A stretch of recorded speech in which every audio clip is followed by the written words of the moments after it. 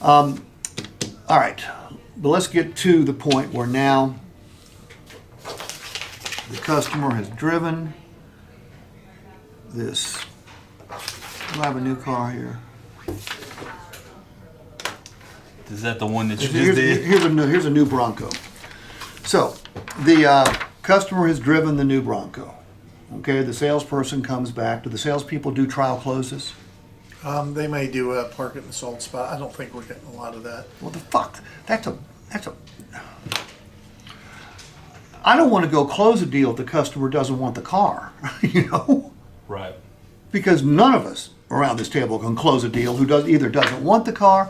Let me ask you this question. Are you finding that salespeople are putting customers on cars that they can't afford? I would say, If they're not, that's wonderful. well, if they give us the information up front, sometimes, they'll say, hey, because I'm asking them what kind of cash they have down, what payment they're trying to get to. And when they say no money down and I'm trying to be at $500 a month and we're looking at something for $55,000, I look at I said, do me a favor, can you just divide 60 by that? I said, it's 800.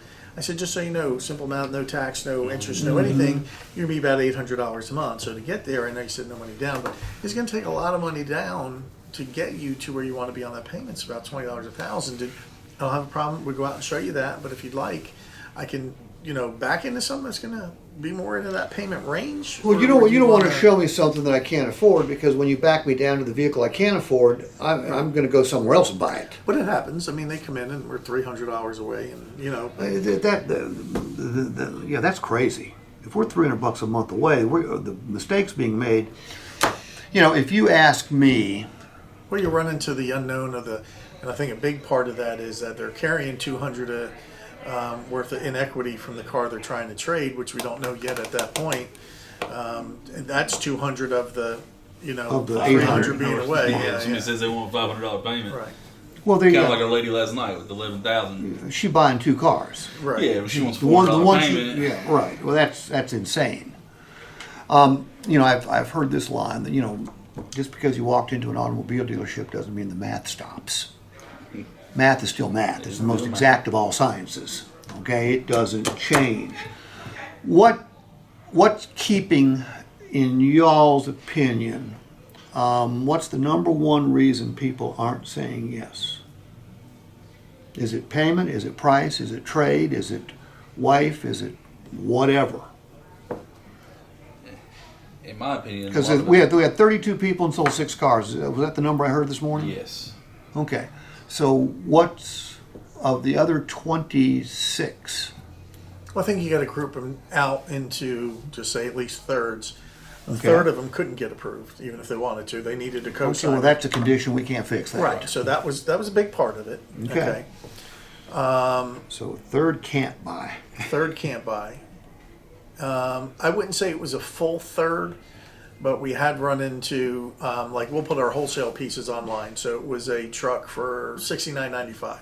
It's got 229,000 miles sitting over there with the check engine light. Probably ain't gonna make it through the shop, but it's online, and we brought 3 people in on that vehicle. Okay. And then we brought another 2 people in, which is great that they did on cars.